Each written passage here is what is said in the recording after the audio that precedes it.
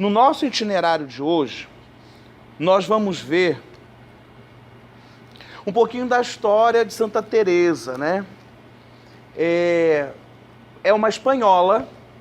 Isso é muito importante para a gente entender o contexto e a espiritualidade de Santa Teresa. É uma mulher que, desde pequena, ela sempre foi assim, apaixonada por Deus, né? Porque de uma família religiosa, Santa Teresa, ela desde pequena tinha esse desejo no coração de ser toda de Deus. E ela nasceu bem na Idade Média, né? Em 1550 e tantos, 1515, ela, na verdade, nasce num contexto que a gente vai ver melhor daqui a pouco, nesse contexto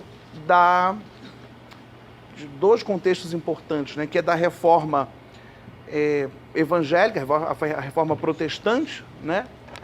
E ela nasce nesse contexto, então, de heresia que assombra, porque era uma mulher muito religiosa, muito católica, e ela começa a perceber que está acontecendo algo muito diferente, porque só existia até então justamente a Igreja Católica, o cristianismo na Igreja Católica. Bom, ela nasce dia 28 de março, né? Se comemora, então, o seu nascimento, 28 de março, e ela tem uma série de livros, né? Que são livros de espiritualidade. Esse primeiro livro que ela escreve é o Livro da Vida, que é um livro que ela conta justamente como num diário a vida dela. Só que esse livro foi proibido pela Inquisição, né? A gente lembra da Inquisição, que foi um período da igreja em que nem tudo que se era publicado, que se era dito, poderia ser divulgado, né? Nem tudo que se era escrito poderia ser divulgado. E esse livro foi proibido. E por que foi proibido? Justamente porque ela conta a sua experiência mística com Deus. Então, Santa Teresa d'Ávila tinha essas experiências de arroubos, né, de êxtases, que ela saía de si.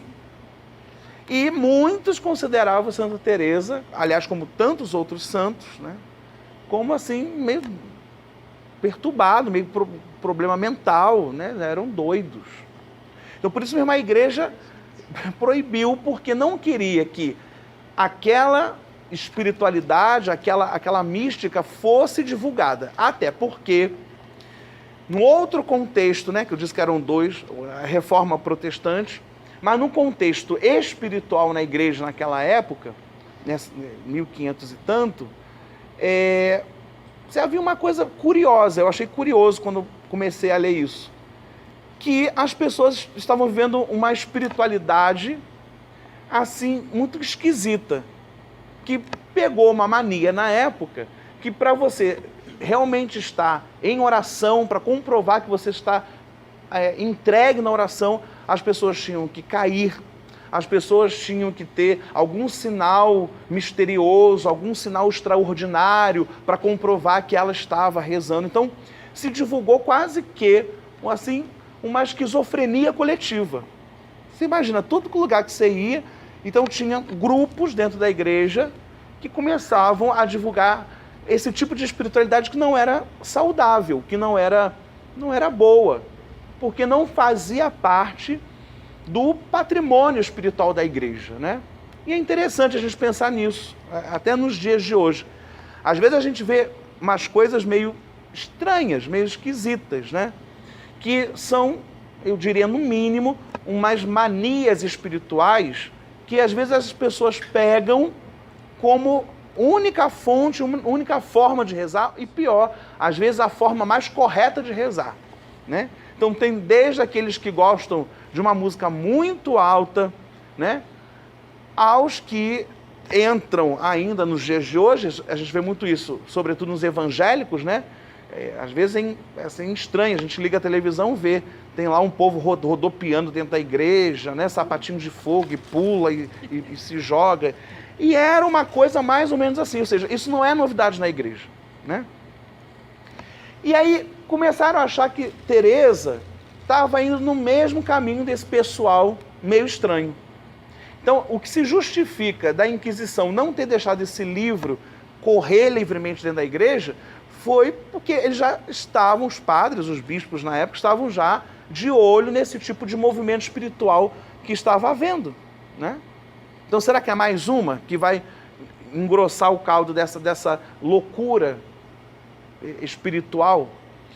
Mas o que diferencia, e é aí que é interessante, é que como todos os grandes místicos e, assim, reais místicos, eles não gostam de divulgar a sua experiência. E, aliás, é justamente isso que ela tem, essa intuição espiritual de não ficar divulgando as suas experiências. E é um caminho interessante, porque é uma experiência pessoal, é uma experiência muito particular que se vive com Deus. Tanto que, para que ela pudesse depois, né, que é o segundo livro, que é esse que a gente vai estudar, o livrinho, né, o pequeno livro da vida dela, ela teve que reescrever, né, aquele livro a pedido da igreja para que ela pudesse divulgar, né, esse segundo manuscrito. De forma que, então, a gente tem até hoje 2 manuscritos, o sem revisão e o com revisão, né, o caminho da perfeição, porque tinham algumas experiências, alguns detalhes que a igreja pediu para serem retocados para não passar para frente. Mas esse texto hoje é livre, corre livre. Então, um fato curioso da vida de Santa Teresa, que quando ela era criança, ela brincava de fundar mosteiros, né? Já era quase que uma profecia. Era pequenininha, já brincava de fazer mosteiro. E é justamente isso que ela vai fazer depois dos seus 40 anos de idade. Ela começa a fundar mosteiros e a refundar a Ordem dos Carmelitas. Por que eu acho interessante isso, né? E é uma coisa que eu acredito muito. Nós, meus irmãos, não somos aquilo que a gente escolheu ser no meio do caminho da nossa vida. Ou, em outras palavras, nós somos sempre frutos daquilo que a gente sempre foi desde o dia que nasceu. Se é uma primeira lição que a gente tira da vida de Santa Teresa d'Ávila, é essa lição de que as próprias brincadeiras que ela trazia no coração, sendo criança, e a gente está falando criança mesmo, 3, 4, 5 anos de idade, ela já trazia esse desejo, ainda infantil, sem saber muito bem, mas de fundar mosteiros. Por quê? Depois a gente vai ver isso ao longo dos seus escritos, porque ela começa a entender que a forma que se havia ali na época mais perfeita de se chegar, né, até Deus e de se santificar era a forma silenciosa dos mosteiros, né? Até porque quando ela era pequena, tem um episódio da vida de Santa Teresa que ela decide fugir de casa para poder experimentar o martírio, porque ela via, né, na vida dos santos, dos mártires, uma experiência tão profunda de entrega a Deus que ela mesma queria passar por essa experiência. E ela já ia fugindo mesmo, sorte que um tio que para ela na saída da porta de saída da cidade e traz ela de volta para casa, porque ela queria encontrar com os mouros, né? Os mouros eram uma corrente na época dos pagãos, né? Que eram contra a igreja e que quando pegavam católicos matavam, né? Matavam. Tem a grande batalha, né, de Lepanto, né, entre os mouros, os cristãos, que Nossa Senhora aparece, né, e faz com que o lado católico vença aquela guerra que seria quase impossível, porque o exército católico era bem menor. Então, dentro desse contexto também histórico, ela queria se doar. Só que ela foi levada para casa e não deu certo os planos dela de morrer martirizada, né? Isso é um desejo de grandes santos místicos. Tanto é que você vê depois um São Francisco de Assis, por exemplo, o que ele vive realmente na vida dele, aquela pobreza, né, a simplicidade, é uma espécie de martírio. E a igreja vive esses altos e baixos na espiritualidade. Se a gente for olhar o contexto geral da igreja, a gente está aqui na Idade Média, 1500 e pouco, né? Mas no início do cristianismo, o movimento dos monges surge como uma resposta à falta de martírio. E eu me explico. Vocês lembram que a igreja celebrava escondida na catacumba, né? A igreja não podia ser aberta. E isso nos primeiros séculos, até o ano de 313, né? Que em 313, Constantino, ele, se converte, e aí ele abre o catolicismo para ser uma religião livre. Ele adere à religião católica. De forma que, então, o cristianismo deixa de ter mártires. Porque os mártires eram os cristãos perseguidos e mortos por professarem a sua fé.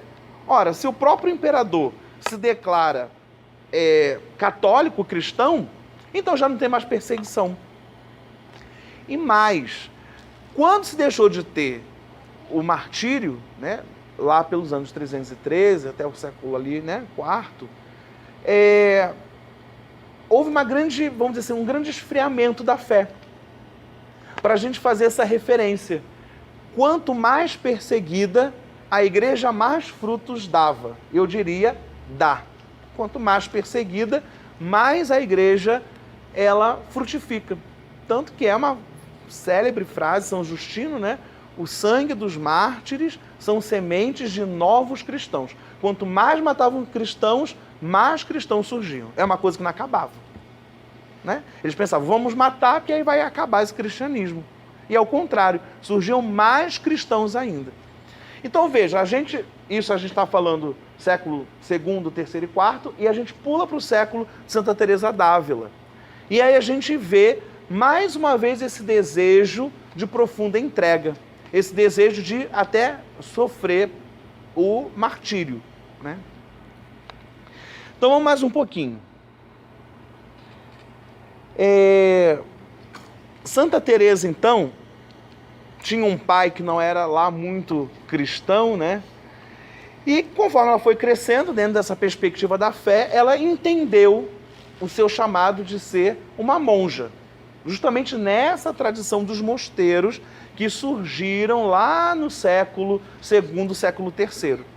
Que já que não existia mais martírio, então muitos homens e mulheres iam buscar uma forma mais ascética, né? Então, uma forma mais simples, uma forma de maior oração no deserto, que são os padres do deserto, os padres e as mães do deserto. E isso a gente está falando justamente do século II, século III, século IV. Daí que surge, então, essa forma de vida monacal, onde que o homem, a mulher, o cristão, ia para um deserto.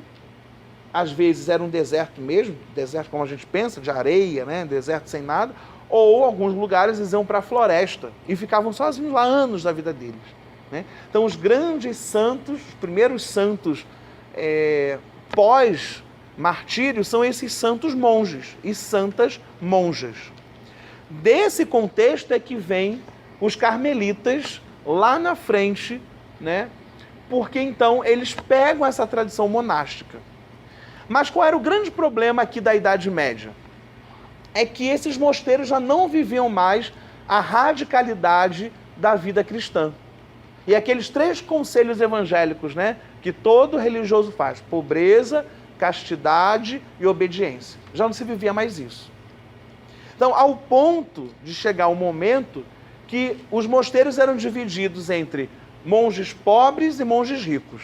Então, quem vinha de família abastada, com dinheiro, conseguia comer bem, conseguia ter uma vida muito tranquila dentro do mosteiro. E quem vinha de família pobre tinha que mendigar na rua, ia para a praça pedir esmola para poder comer.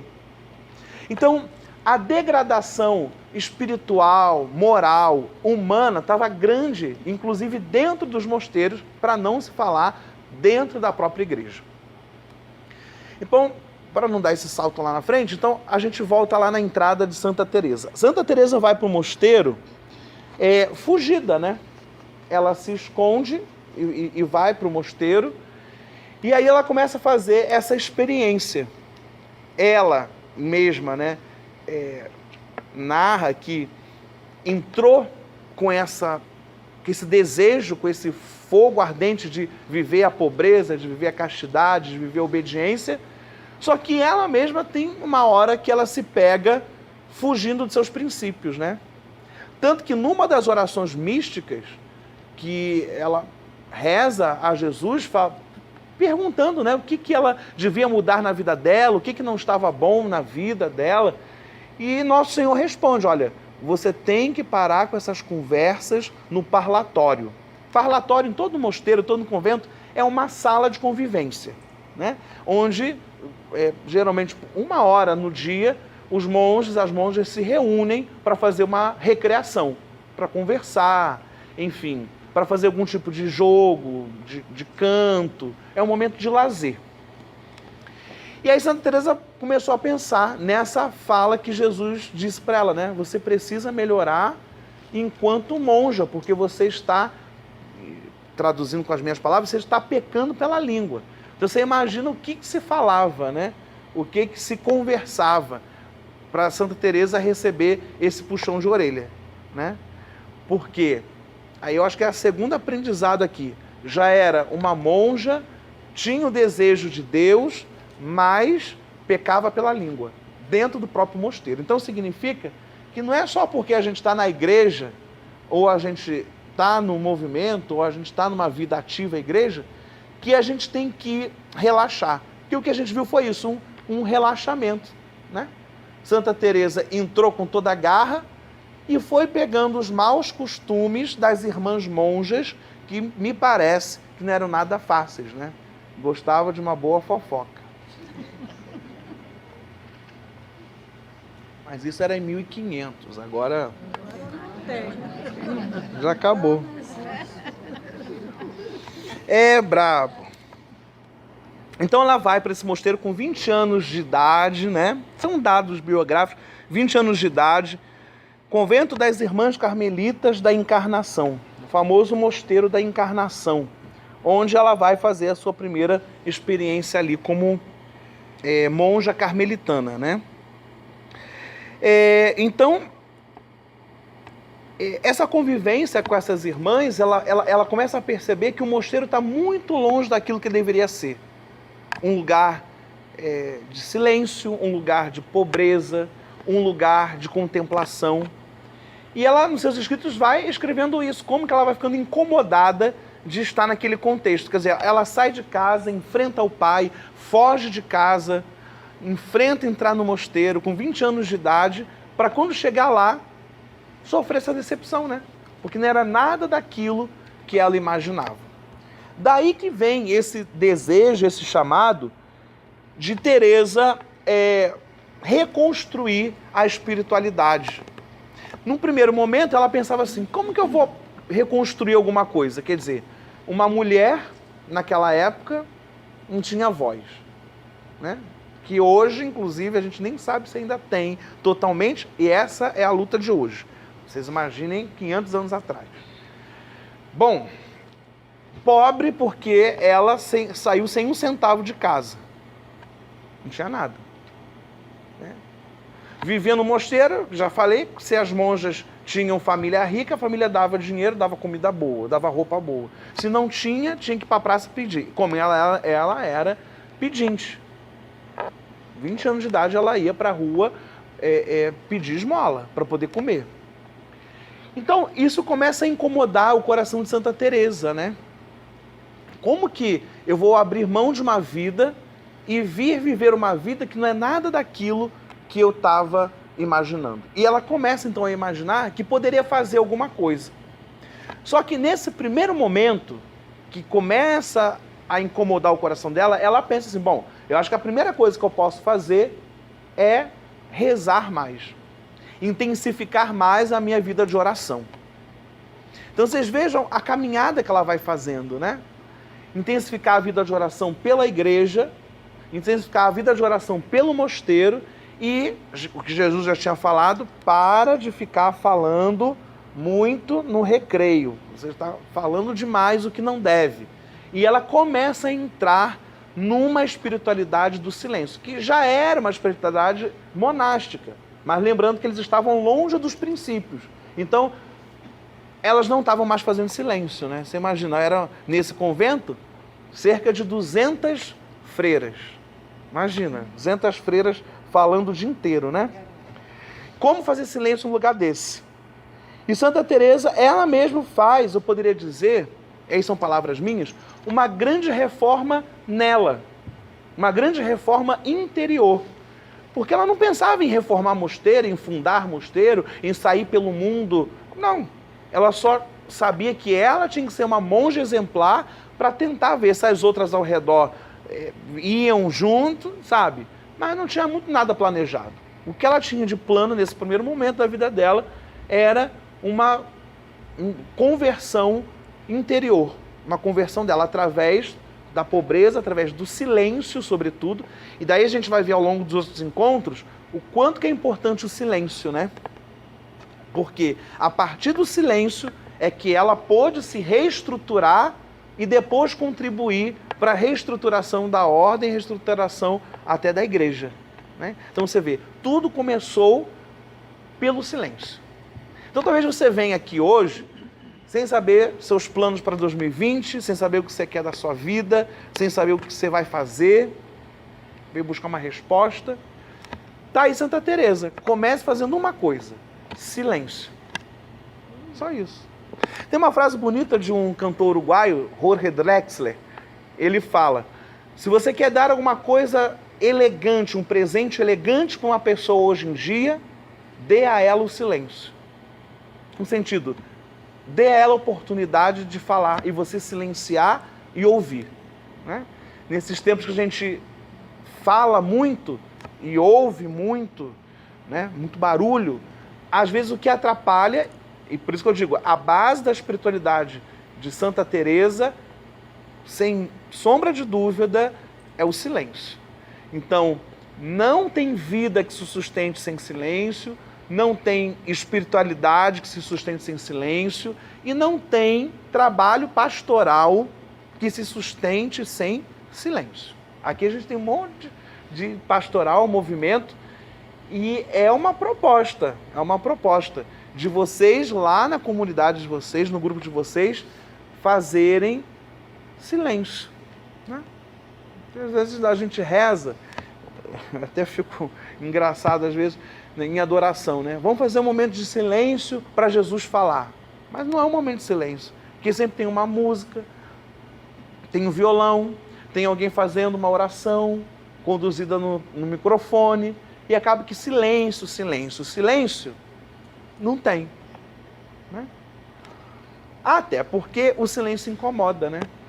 Vocês vejam, foi através do silêncio que Deus incomodou o coração de Santa Teresa d'Ávila, que ela devia muito mais do que só rezar, mas que ela devia aceitar, né, esse convite que veio do próprio Jesus de sair dali, daquele mosteiro, porque me parece, né, aí são fofoca dos bastidores da vida da santa, que não deu muito jeito, que as 200 monjas queriam continuar falando o dia inteiro.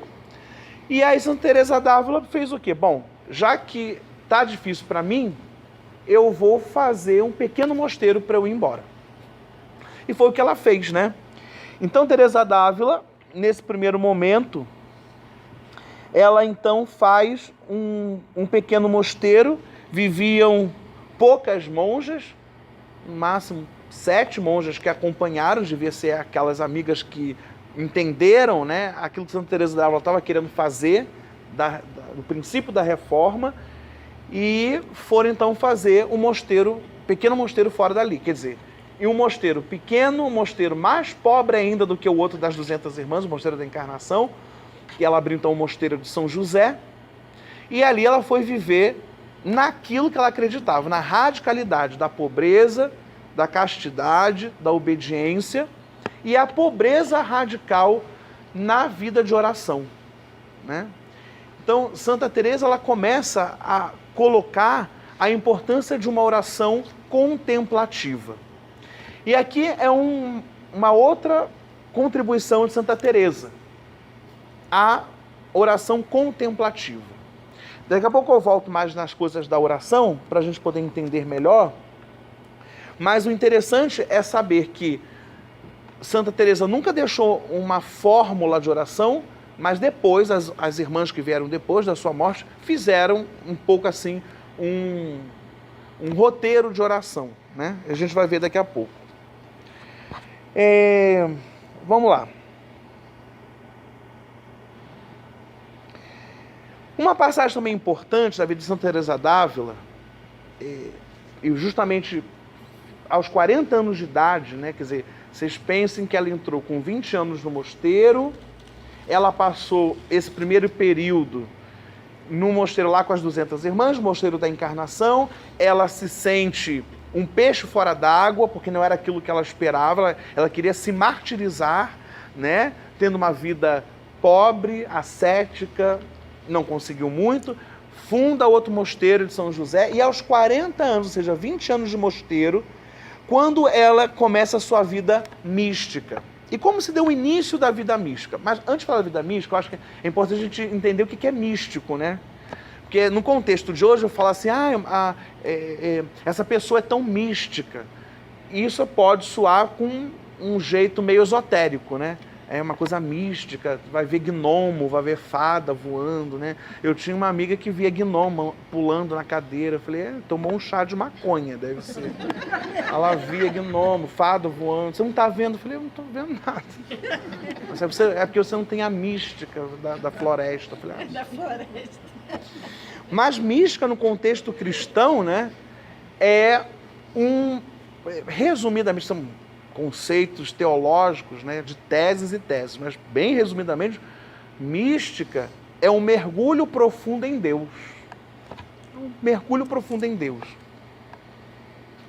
E quando se diz experiência mística, é uma experiência incomum de Deus.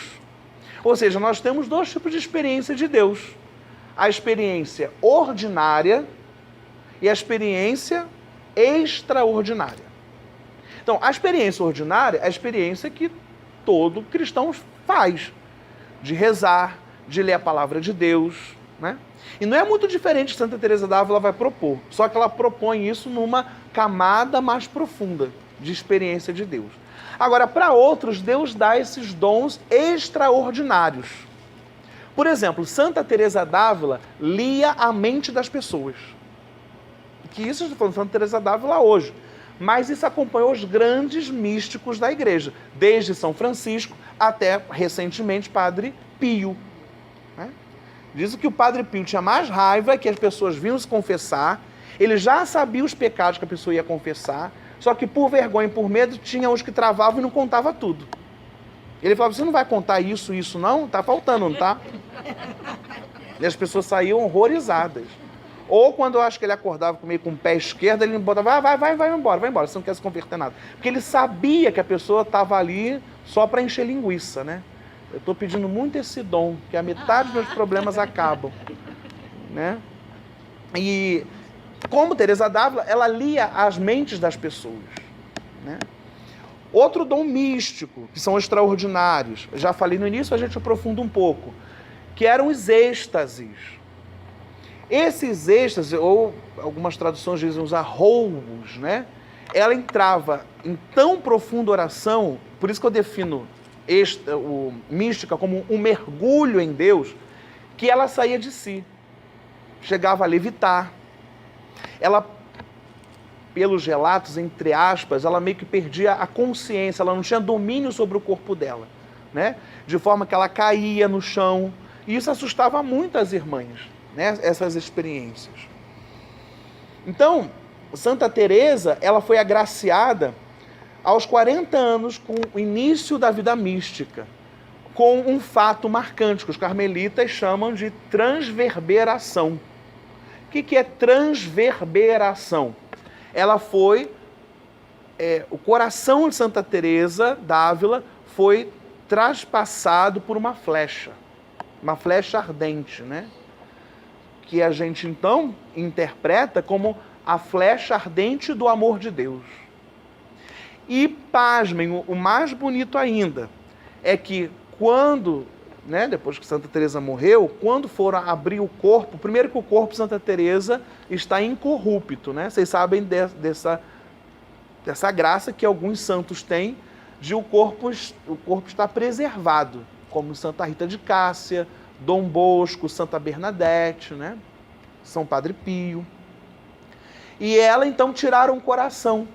E adivinha o que tem no coração? Está exposto no relicário, até hoje, na Espanha.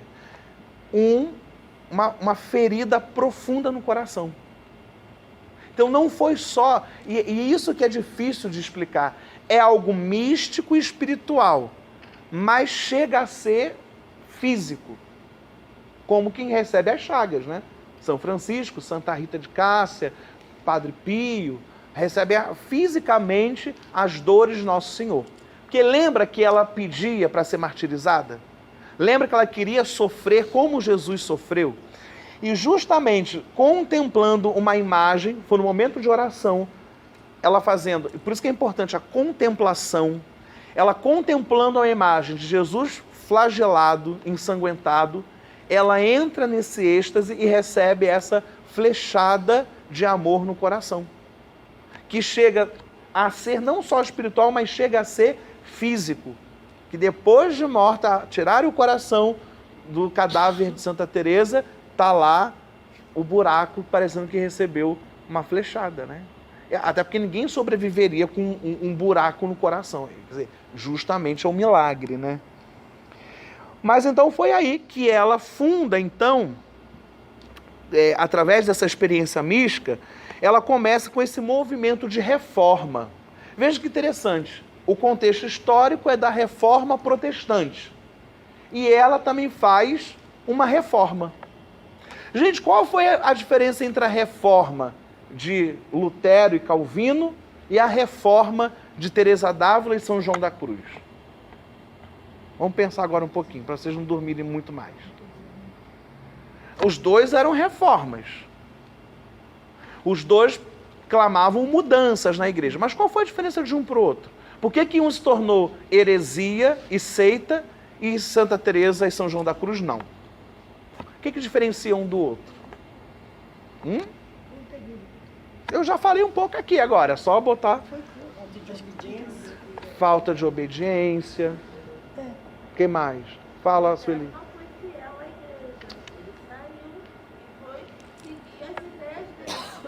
Sim. Isso aí. Fez uma religião à parte. E muito mais que religião. Santa Teresa d'Ávila, ela fica espantada e chama de seita. E ela não estava errada, não. Errada, não. Ele quis fazer uma reforma sem a igreja. Né? É isso que vocês falaram, né? Estou complementando. Sem a igreja. E Teresa d'Ávila e São João da Cruz, que era o parceiro espiritual místico, né? Também carmelita, fizeram uma reforma com a igreja. Então, gente, uma outra coisa interessante da gente perceber na vida de Santa Teresa para a nossa espiritualidade. Nunca façam as coisas sem a igreja. Estava errada em muitos pontos, como Lutero gritou. Como Teresa d'Ávila denuncia abertamente nos seus livros, que a igreja até fala, não fala isso não, porque vai pegar mal. E depois a gente lê hoje em dia, porque graças a Deus hoje é liberado, e a gente vê que o que ela estava reclamando era da frouxidão espiritual e moral da época. E pasmem, vocês sabem que nessas épocas de perseguição, o Papa queria se esconder. E ela vai falar com o Papa, vem cá, você é um homem ou você é o quê? Toma coragem, toma vergonha, Santo Padre. Era uma espanhola. Uma espanhola colérica, né? Tinha sangue nos olhos. Era esquentada. Vocês imaginam ela dizendo isso, né? Para o Papa. Mas melhor dizer para o Papa isso do que ela ficar por trás, com raiva do Papa e cair fora e fundar uma religião. E vejam que ela tinha uma força tamanha na sua palavra, na sua presença, que se ela fizesse uma igreja à parte, muita gente ela ia levar para fora da igreja. Pela força que ela tinha, pelo carisma que ela tinha, né? mas ela foi dessas, de chegar no Papa e dizer, ó, o senhor vira homem e vai enfrentar, porque está todo mundo enfrentando, por que só o senhor vai fugir agora? Né? Então, para a gente começar a perceber o tamanho da grandeza e da força da alma dessa mulher. E por que essa mulher tem essa força na alma? E pensando isso, era mulher, pobre, desconsiderada, fugida de casa, né? Mas onde que reside a força na alma de Santa Teresa? É aquilo que ela diz nos seus escritos, o primeiro passo da espiritualidade, que é justamente o desejo, a vontade de ter vontade. Então, percebam, e agora eu já pulo aqui para o outro, não sei se vocês vão receber isso, eu vou pular agora, acho que a hora já está indo, né? Para a gente poder entender aqui. Ela diz que antes de tudo, de você querer começar a ser místico, de querer rezar, né? Ela fala que você primeiro tem que ter, traduzindo, né, seria a vontade de ter vontade. O desejo de desejar. Por que ela diz isso? Porque muitas pessoas começam na caminhada, mas na metade do caminho esfria, param e desistem. Por quê? A vontade bem orientada te faz lutar por qualquer coisa, para que você então consiga aquilo que você deseja. E eu faço um parênteses, né? Eu estou estudando psicologia e vejam, isso que a psicologia moderna diz hoje, depois de Freud, século XIX, Santa Teresa, e aliás, os padres do deserto, os primeiros monges, já falavam isso há quase que 20 séculos atrás. E agora que a psicologia, que se firma como ciência, vai dizer isso. A primeira coisa para a pessoa mudar na sua vida é ter uma reta intenção e o desejo bem alicerçado. Mas Santa Teresa d'Ávila já falava isso. Por isso que, na Espanha, e é um dado cultural interessante, os escritos de Santa Teresa d'Ávila, os escritos de João da Cruz são estudados nas escolas, como a gente estuda aqui, Machado de Assis, né? Os grandes literatas que nós estudamos, lá eles são estudados. Por quê? Porque o texto, mesmo para aqueles que não são cristãos, não acreditam na mística que está ali, primeiro, os textos têm um valor literário, porque ela escrevia com maestria, ela escrevia com delicadeza, com fluidez, com clareza. Então isso entrou para a literatura espanhola. E depois, o próprio conteúdo humano, né? Interessante. Então, às vezes a gente tem santos na nossa igreja que a gente não usufrui da bagagem que eles deixaram para a gente. Então ela falou assim, primeira coisa para você ser santo, desejar, nas palavras dela, desejar, ter desejo de desejar. Primeiro, você tem que querer. E como que eu quero? E aí, volto na infância. Eu quero aquilo que a vida sonhou para mim. Você lembra? Com 4 anos de idade, ela brincava com os amiguinhos de fundar mosteiros. Mas de onde que ela tirou isso? É porque nós acreditamos que quando a gente nasce, Deus já permite, na hora lá, ó, que os espermatozoides do pai, o óvulo da mãe se fundem, naquela hora, Deus já te dá toda a missão da sua vida. Por que tem gente que começa uma coisa e termina? Vai para outra e não termina. Vai para outra e não termina. Sintoma disso. Porque não descobriu para que veio. Mas todo mundo veio para alguma coisa? Veio. Porque o próprio Tomás de Aquino diz, né, que Deus não cria seres supérfluos. Deus não cria seres desnecessários. Se você foi criado e Deus permitiu você nascer, é porque você é necessário nesse mundo. Aí você ouve bem isso, né? Necessário, ou seja, não poderia existir um mundo sem você. Olha que coisa profunda e humana de Santa Teresa d'Ávila, né? Então, às vezes, a gente está querendo rezar muito, a gente, às vezes, vem para um encontro de quaresma, agora eu vou aprender a fazer uma oração profunda, agora eu vou aprender métodos de espiritualidade. Primeiro método dela, Saiba o que Deus e a vida querem de você. Primeira coisa. Tão humana, tão simples e tão novo, né? O que você realmente deseja? E a gente poderia até perguntar, o que Deus e a vida me mostram que eles desejam de mim? Porque para você poder evoluir, e aí depois a gente vai ver, não sei se nesse curso, enfim, mas a gente vai acompanhar em Santa Teresa d'Ávila, né, a entrada nas moradas. Vocês vão ouvir muito isso, né? As 7 moradas, né? Dentro dessa construção literária, Teresa vai dizendo, se aprofundar na espiritualidade para encontrar Deus, que já é a 7ª morada, você precisa passar por etapas, por quartos, dentro de um castelo. Quer dizer, ela era da Espanha, Idade Média, se vivia em castelos, né? Então ela vai dizendo, primeira coisa, você está do lado de fora e você tem a porta do castelo na sua frente. Primeira coisa, para você entrar no castelo, você tem que querer entrar no castelo. Porque se você não tiver certo que você realmente deseja entrar no castelo, você vai ficar parado na porta olhando e já está bom, castelo lindo, mas não entra. Ou você vai se desinteressar, vai dar meia volta e vai embora. Pensa na sua vida espiritual, né?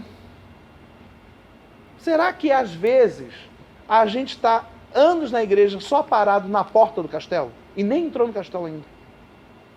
E castelo, ou as moradas, significa isso, o mais interior e o mais profundo de mim mesmo, onde eu vou encontrar Deus. Lembra que eu falei que ela preza pelo silêncio e pela contemplação. Para Teresa d'Ávila, Deus não está fora, mas Deus está dentro. Acertadíssimo. Que às vezes a gente procura isso, Deus, esse padre é maravilhoso, eu sei que eu sou, benza a Deus, mas eu não vou lá na palestra porque é o padre. Entende? Atualizando a espiritualidade. Né? Eu não vou nessa pastoral porque lá não tem nada. Lá só dá comida para pobre. Né? Não é essa aqui, vocês não falam isso aqui não. Tem uma igreja que eu fui, o pessoal pensava assim. Vicentina é o pessoal que mexe com esse povo pobre aí, né? E aí a gente acha que vai encontrar Deus na pastoral top. Vai encontrar Deus na paróquia top. Olha, eu fico arrepiado quando eu vou na pregação do padre Joãozinho. Porque quando é o padre ciclaninho, esse aí já não tem unção. Esse padre não tem unção. Porque eu vou encontrar Deus, eu vou encontrar Deus é na pregação, é na pastoral fulana, é na paróquia ciclana. Retiro eu só vou na comunidade Margarida de Jesus, porque lá tem o Espírito Santo assim que eu vejo. Mas se for na comunidade fulana, isso aí tem muito fraquinha essa comunidade. Violão muito afinado, o pessoal não... Teresa d'Ávila está dizendo, tudo isso é subterfúgio, porque isso tudo é tijolo do castelo. Você está olhando o castelo, muito bonito, olha, pregação linda, paróquia linda, tudo lindo, mas você só está olhando, você não entrou no castelo. Porque entrar no castelo é você fazer um mergulho interior de silêncio e contemplação para encontrar Deus que mora no interior, na 7ª sala do castelo. E você só está olhando a porta do castelo e achando que está já abafando. E não é assim na nossa vida? A gente acha que é o suprassumo da pastoral, suprassumo da paróquia, não tem outro igual. E às vezes você só está na porta admirando o castelo. Você nem quis entrar nele. Outra coisa interessante, vocês vão me dizendo a hora aí, que eu vou falando e vamos embora. Eu fico até meia-noite aqui. Eu estou me segurando aqui, agora eu vou revelar o segredo. Porque quase que eu não venho hoje, né? Esse final de semana para mim foi muito puxado e eu tenho problema de pressão alta, né? Então, às vezes a gente não se cuida, não dorme direito, não come direito e corre muito. E agora eu tô me segurando, porque se eu fizer movimento rápido, eu fico zonzinho. Aí eu tô aqui segurando para firmar, porque senão o Tibum aqui vai achar que é a 7ª morada. E não é.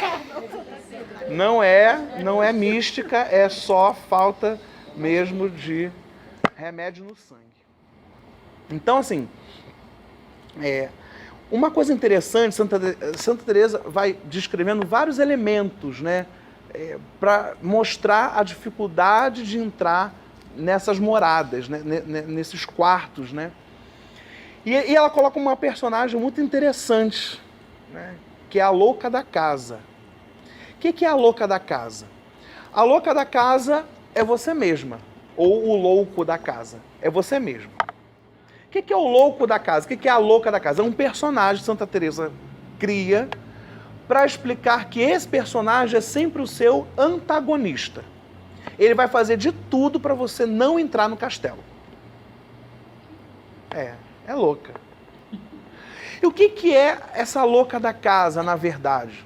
A louca da casa é, como já sugere o nome, é uma pessoa medrosa, é uma pessoa cheia de traumas, cheia de doenças espirituais.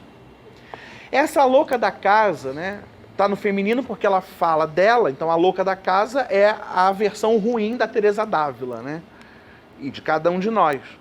Essa louca da casa é aquela personagem antagonista que sempre vai querer te criticar. Olha que nem existia Freud na época, né? Isso não era nenhum superego. Depois Freud vai dizer de superego, que tem uma parte da gente que critica a gente mesmo e a gente entra em paranoia porque a gente mesmo não gosta da gente. É uma loucura, né? Mas isso já Santa Teresa d'Ávila dizia, né? A louca da casa são aquelas vozes interiores que te colocam para baixo. Ainda bem que ninguém aqui, essa louca está dominada, né? Ela não está solta no castelo aí por dentro de ninguém, né? Então essa louca da casa tem esse desserviço. Você fala assim, eu tenho uma vontade de fazer uma obra bonita social. Ela vai começar a te dizer, mas você não tem dinheiro, por que você está pensando nisso? Né? Ou então uma coisa muito prática do dia a dia. Todo mundo aqui, não sei, já usou Uber? É assim? O que acontece depois que o Uber chega e você não desce e entra no carro? Se você não entra num carro, ele pode cancelar, não pode? E pode pagar uma taxa, uma multa, né? Enquanto você está em casa, acabando de se arrumar, o que você fica pensando que vai dizer para o motorista porque você se atrasou? Ou por que você chegou atrasado no trabalho? Vamos botar assim.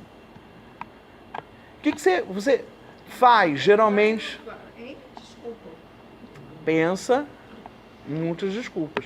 E por que você pensa em desculpas e não diz a verdade? Eu atrasei porque eu acordei tarde, atrasei porque eu me descuidei, atrasei. Por que você inventa desculpas? Vamos ver se vocês estão com espíritos de Teresa d'Ávila. Vamos lá. Se você não quer assumir a sua responsabilidade do teu erro, da sua falha. Aí você prefere mentir. É maluca mesmo. Palavra muito boa. Não assumir a responsabilidade. E eu tenho uma outra palavrinha também interessante. Por que a gente mente e não fala a verdade numa situação ali de confronto? Não, é uma outra palavra. Por que a gente não quer o quê, na verdade? Quer que os outros pensem mal da gente. Não quer que os outros pensem mal. Tá ali, já tá ali. A terceira coisa, eu vou botar também. Não quer que os outros pensem mal de você. Não quer assumir a responsabilidade. E por que eu me escondo? Para mostrar uma verdade que não... Uhum. Não é porque eu não me aceito, na verdade. Não aceito assim. Eu me atrasei. Eu ando atrasado. Entendeu? Eu não consigo. Porque no fundo, toda mentira que a gente fala pro outro, o primeiro que acreditou na mentira foi você mesmo, né? E nem se você acreditasse na mentira, você não ia falar mentira. Porque você ia saber que nem os outros iriam acreditar. Olha que profundidade, né, de Teresa d'Ávila. Essa entidade, essa voz, essa entidade que está dentro da gente, é uma voz que não te permite evoluir humana e espiritualmente. Porque ela sempre vai querer te enganar. Ninguém vai gostar de você. Você nunca vai ser capaz de fazer isso. Fica onde está que está bom. Para que você vai inventar história? Entendeu? E essa voz tem esse trabalho de você não encontrar Deus aprofundando nas moradas, né? Então, agora vai aqui um percursozinho, né, de oração que está nesse livrinho que a gente está estudando aí, O Caminho da Perfeição. Então, Teresa coloca lá. Antes de tudo, começar a oração com a oração vocal. E ela diz a aprendizagem dos conteúdos da oração dominical ensinada por Jesus, o Mestre, o Pai Nosso. Então, a primeira forma de se começar a oração na espiritualidade aqui de Santa Teresa é a oração vocal do Pai Nosso. É claro que depois isso foi sendo aprofundado, foi sendo ampliado por outros carmelitas, mas a importância, e que isso aqui está também nas bases dos monges, lá que eu te falei do deserto. Como que os monges do deserto rezavam? Muito simples, repetiam infinitas vezes ao longo do dia o nome de Jesus. Isso era oração. Que depois a gente recebeu aqui com o nome de terço bizantino, né? No início, o Padre Marcelo ele rezava no terço bizantino. Jesus, misericórdia. Jesus, perdão. Jesus, o teu amor. Jesus, a tua graça. Repetia, repetia, repetia. Então, o que Teresa d'Ávila está dizendo? A primeira forma básica de oração é a oração vocal, sobretudo do Pai Nosso. Depois, para avançar na espiritualidade, interessa, então, iniciar-se na oração mental, que acerque mais a humanidade de Jesus. Meditar sobre a humanidade de Jesus, que é essa forma de contemplação, né? É aprender a olhar e escutar e assimilar os sentimentos de Jesus. Eu acho isso aqui, até hoje, muito novidade para a gente. Também essa forma de oração está muito presente em Santo Inácio de Loyola, né? Com os exercícios espirituais de Santo Inácio, que também é medieval dessa época aqui, Santo Inácio, né? Você vê como que Deus vai suscitando na história elementos para se avançar na espiritualidade, para a igreja avançar, né? Então, o que é essa oração contemplativa, ou oração mental da humanidade de Jesus? É porque, gente, geralmente quando a gente lê o Evangelho, sobretudo a gente já está há tempos na igreja, a gente ouve aquilo, já dá por entendido, já dá por pressuposto, né? Vamos pegar uma passagem clássica, filho pródigo. Ah, o filho que era ruim, que matou o pai para poder pegar a herança e foi descabido, e o pai deu a herança e ficou na janela vendo se o filho voltava. Aí a gente já sabe isso. Qual é o lance da oração contemplativa? É você olhar os fatos humanos daquela passagem bíblica, e tentando, no primeiro momento, perceber o quê? Sentimentos dos personagens daquela palavra, as emoções, entrar na cabeça do personagem, o que ele está pensando ao dizer isso? O que ele está querendo dizer quando ele faz tal coisa?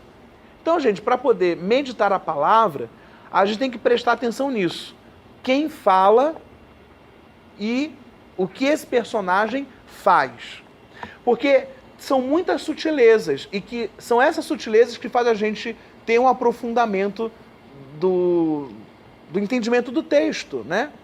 Porque, por exemplo, tem passagem bíblica que diz assim, se você perceber, né? A mulher que ia ser apedrejada pega em adultério. Diz lá, Jesus estava abaixado, escrevendo no chão.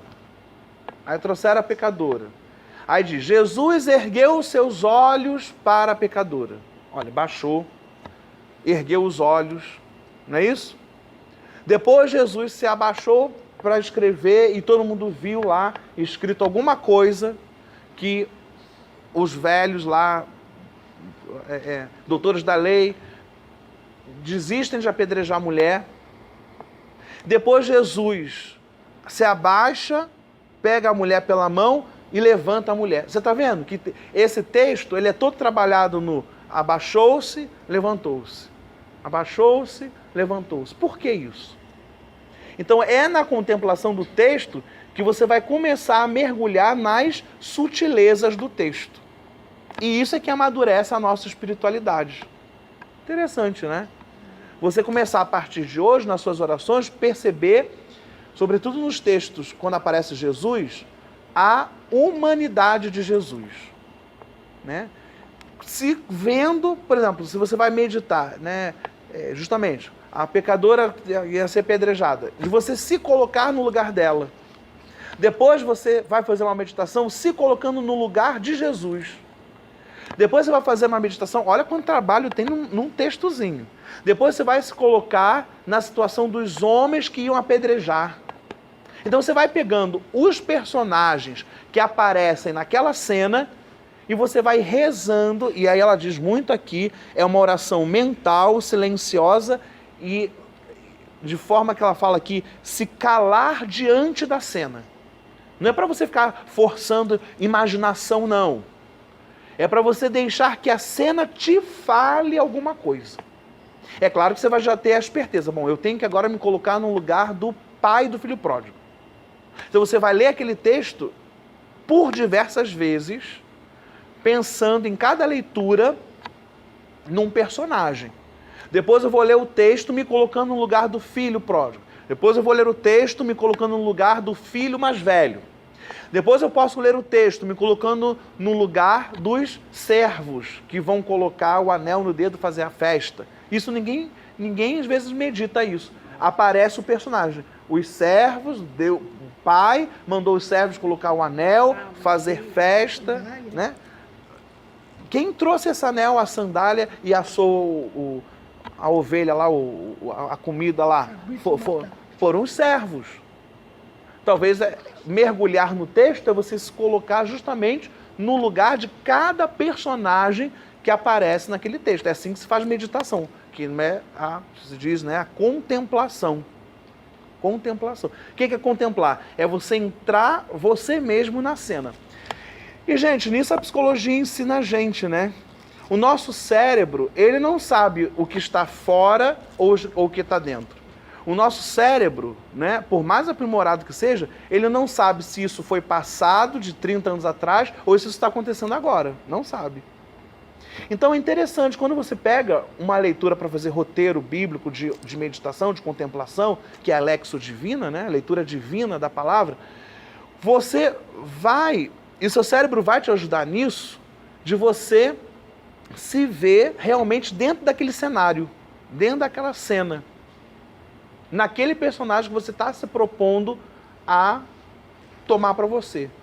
É bem interessante, porque você começa a perceber sutilezas e a vir na sua mente que o cérebro vai te colocar como se fosse mesmo dentro daquele espaço e você vai ser capaz de abrir os horizontes, a sua mente vai te ajudar nisso, o seu cérebro, de você ver coisas que você nunca tinha pensado enquanto você estava acordado, lendo simplesmente. Sabe? É bem interessante. Então, grandes meditações, grandes homilias e grandes colocações, elas surgem daí, sabe? De você ter a capacidade de ver uma coisa que todo mundo já leu, mas que nunca ninguém viu. Interessante. E isso é que faz aprofundar na espiritualidade. E depois ela fala lá, iniciar-se no recolhimento, interiorizar a oração, aprender a silenciar os sentidos exteriores, celebrar a fundo a Eucaristia e assim dispor a alma para possíveis formas de oração contemplativa infusa. Porque a contemplação, ela pode ser esse tipo de contemplação ativa, que eu me coloco a contemplar, e tem esse outro nível de contemplação, que é a contemplação passiva, no sentido, nós ficamos passivos e ela é infundida. É a contemplação infusa, ou seja, Deus me dá a contemplação. Então, o primeiro passo é eu me colocar para contemplar. Como ela diz, no silêncio, na interiorização, no silêncio dos sentidos, celebrando a Eucaristia, né? São formas de eu fazer uma contemplação. E conforme a gente caminha nessa contemplação, luzes lá na frente vão se acendendo nessa forma de contemplação infusa. Deus vai, podemos usar essa palavra, revelando coisas a você através daquela contemplação. Que aí já deixa de ser uma contemplação ativa, ou seja, eu que estou fazendo, e passa a ser uma contemplação passiva. Eu que estou recebendo as cenas, as imagens, as palavras, porque Deus infunde na alma do orante. Né? Tomara que todo mundo chegue lá, nessa etapa. E depois ela termina dizendo que não é porque nesta casa todos estão voltados para a oração que todos haverão de ser contemplativos, né? Porque isso aqui eram os exercícios que ela passava para as monjas. Então ela diz, não fiquem preocupadas, porque nem todos vão conseguir chegar nessa elevada contemplação. Mas, né, mas deve deixar brotar do seu coração a água viva. Ela diz, mesmo nesta vida, se não for nessa vida, que seja na vida eterna. Porque então Santa Teresa vai trabalhar com esse conceito. Aquilo que nós não fomos capazes de contemplar ou experimentar misticamente nessa vida, nós certamente vamos experimentar na nossa morte. Porque aí vamos contemplar Deus face a face. Então nós vamos, de uma forma ou de outra, ou agora, com certa antecipação, contemplar a face de Deus, ou, ela diz, não se preocupe se você não chegar nessa 7ª morada ainda em vida, mas você vai chegar, com certeza, na hora que você morrer. E aí, falando em morte, Santa Teresa, ela teve a revelação, né, 3 anos antes dela morrer, dela saber o dia e a hora que ela iria morrer. Você imagina, né? Não sei se isso ia ser agoniante, ou eu não sei se a gente... Olha, alguém que é mais místico aqui, eu acho que é 65 ou 68 anos de idade. Então, assim, mas no relato dela, né, no dizer de Santa Teresa, ela diz que isso foi uma bênção, porque ela pôde se preparar melhor naqueles 3 anos. Ela morre suave, né, entregando a sua alma a Deus, né, e desejando contemplar. Ela fala isso para as monjas que estavam lá. Eu estou indo agora ver face a face aquele que eu sempre desejei e busquei ver aqui nessa vida. Né? Agora, para a gente terminar, antes que o Tiago fique mais nervoso, o que nós podemos tirar para nossa... Claro, já dei várias pistas, né, ao longo da colocação. Mas o que isso tudo, já que a gente está numa meditação de Quaresma, o que isso tudo tem a ver com Quaresma, gente? Agora vocês que vão me ajudar, vamos lá. Tudo isso que eu falei aí, o que isso te ajuda na sua Quaresma? Lembra, primeiro encontro místico, a experiência mística foi contemplando Jesus martirizado, né? Jesus preso, torturado, né?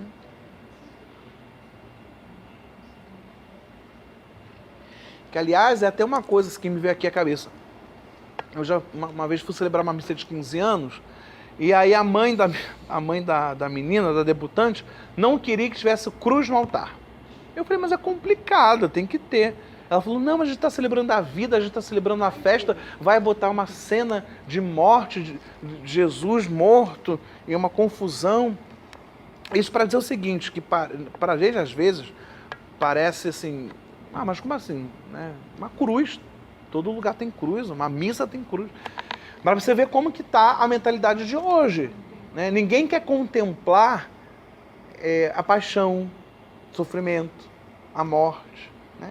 E parece que, e é um perigo, a gente só apresentar e falar do Jesus glorioso. Né?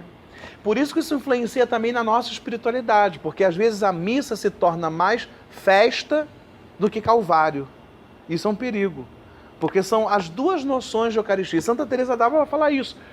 mergulhar profundamente no mistério da missa que está sendo celebrada. Agora, vocês sabem que eu sou carismático, adoro cantar, adoro banda.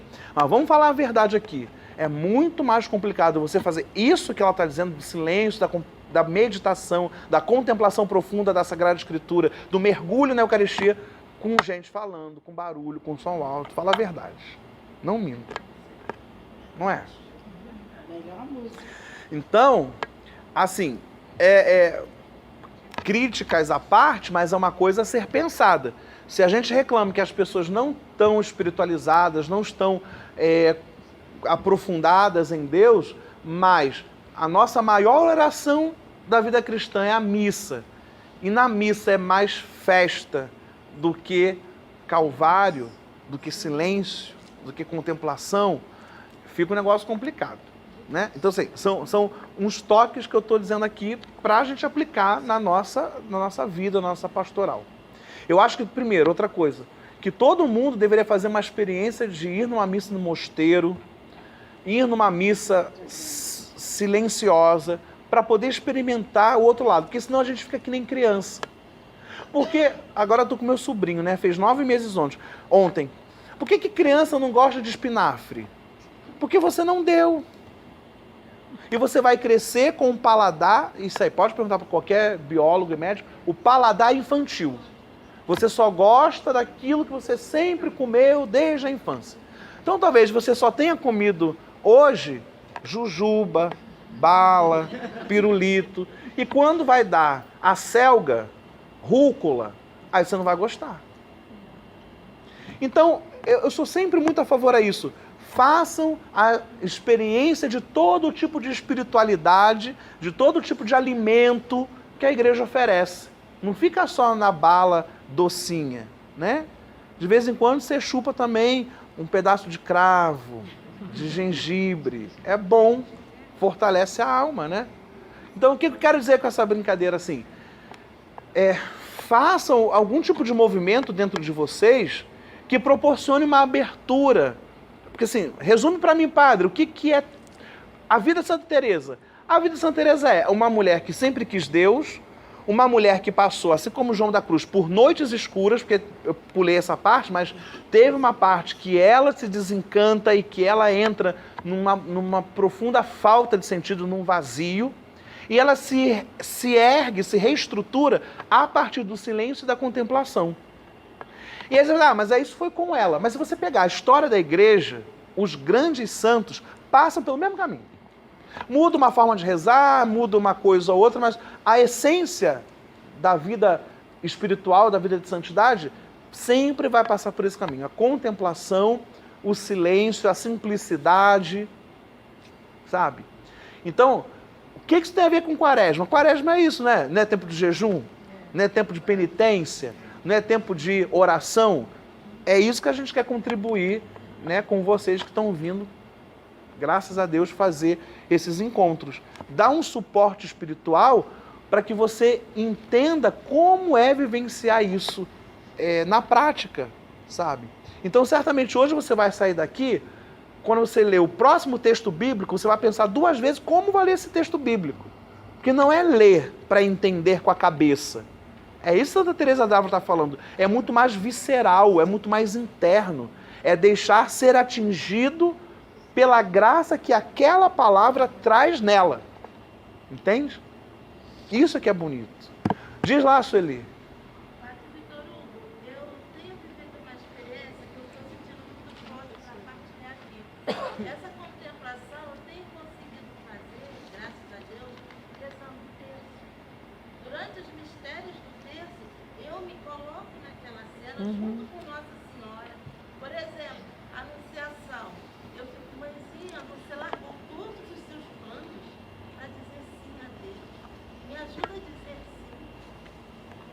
Você se fez humilde, sabendo que ia ser a mãe de Jesus, e foi se encontrar com sua prima Isabel para ajudar. Me ajuda a olhar a necessidade do outro, a ajudar o outro.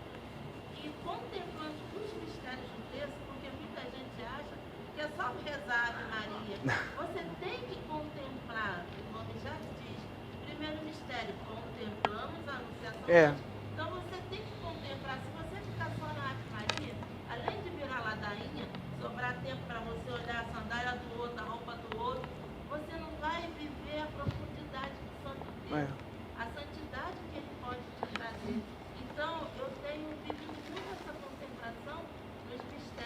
Sim. E justamente que não deixam de ser as cenas bíblicas. Isso você está falando, aquele documento é do João Paulo II, né? O Rosário da Virgem Maria, né? Aquele documento, o Papa já falava isso, porque ele percebia que muitas pessoas tascavam o terço, ele falava, não se reza terço com menos de 1 hora. Então, o Papa que está falando, sou eu não.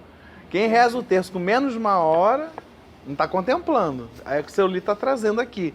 Quer dizer, está rezando muitas Ave Marias, né? Que bom também. Mas, para quem quer aprofundar, deve se deter, isso é o Papa João Paulo II, deve se deter na cena bíblica de cada mistério que está sendo contemplado, né? Que no fundo, aquelas Ave Marias são como que um fundo musical para você contemplar em primeiro plano um mistério que está sendo contemplado, né? Então é assim que a gente tem que pensar. Mais alguém alguma palavrinha, gente? 1 minuto, a gente tem que ir embora. Hoje, olha só, outra explicação. Me coube essa parte mais árida, histórica, né? Talvez aqueles que já me conhecem, das pregações inflamadas e com muita unção, é porque é um percurso. Então, hoje me coube introduzir vocês no mundo de Santa Teresa. E aí, depois, os outros que vão vindo, então vai aprofundando no tema, né? Mas, de qualquer forma, eu gostaria que vocês saíssem daqui com essa imagem da louca da casa, né? Esqueci tudo que o padre falou, mas só não esquece de uma coisa, a louca da casa, que é essa entidade interior que sempre vai estar te puxando para baixo. E olha, eu vou dizer uma coisa, Teresa d'Ávila estava certíssima, porque muita coisa que nos paralisa não são os outros, não são as situações externas, mas somos nós mesmos, nós com os nossos botões. Porque a forma como a gente crê, como a gente vê, como a gente entende, e como que isso que está dentro da gente nos paralisa, nos julga e nos diz assim, ó, esse lugar não é para você. Então toda vez que você começar a perceber que eu estou pensando uma mentira que eu vou dizer para eu me safar, mas para quê? Pensem, para que eu estou fazendo isso? Para quê? Eu preciso disso? Sabe?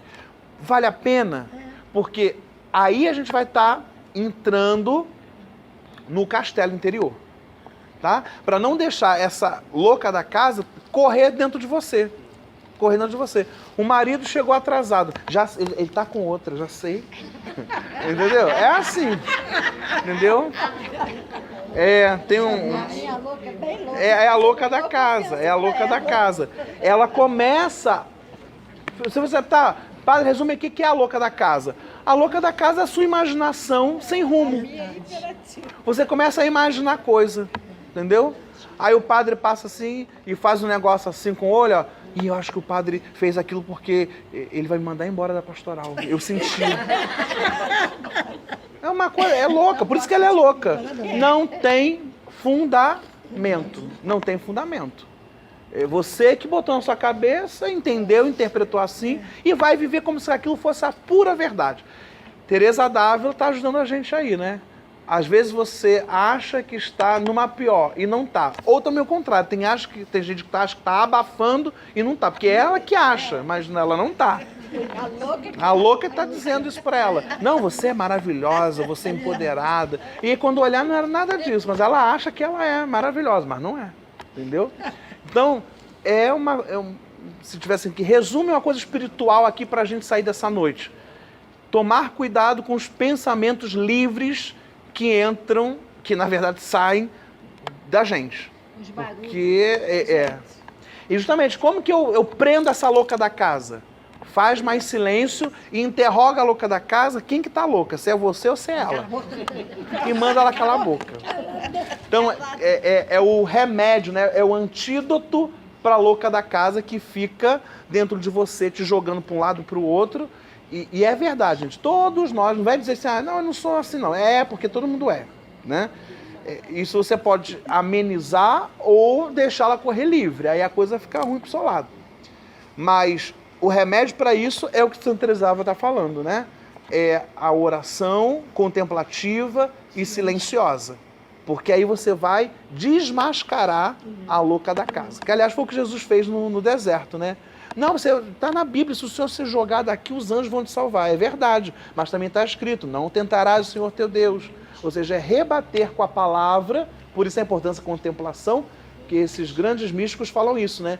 Que conforme você vai contemplando, essas cenas vão ficando registradas, vão entranhando em você. E que na hora que você precisa, essa palavra vem e te ajuda. Então, a hora que a louca vem assim, e ó, estão falando bem mal de você, olha lá, aquela mulher está olhando para você, olha lá, de rabo de olho. E você vai dizer, cala a boca porque Deus é mais, né? Cala a boca porque o amor de Deus foi que nos uniu. E parar com essa brigalhada. Então, essa palavra contemplada e meditada, ela fica gravada. E na hora que você precisa, naturalmente ela vem. Por isso da importância da contemplação da palavra. Então, quem está muito tempo sem pegar numa Bíblia, vamos embora. Para vencer e amordaçar a louca da casa que está solta. Né? Bíblicos que às vezes você contempla e fala, meu Deus, como eu nunca percebi. Nunca percebi, nunca vi. É uma palavra, um detalhe. É muito legal. Ele se torna sempre novo. Sempre novo. Né? Santo Agostinho, né? Beleza tão antiga e tão nova. Gente, obrigado, né? Sempre muito bom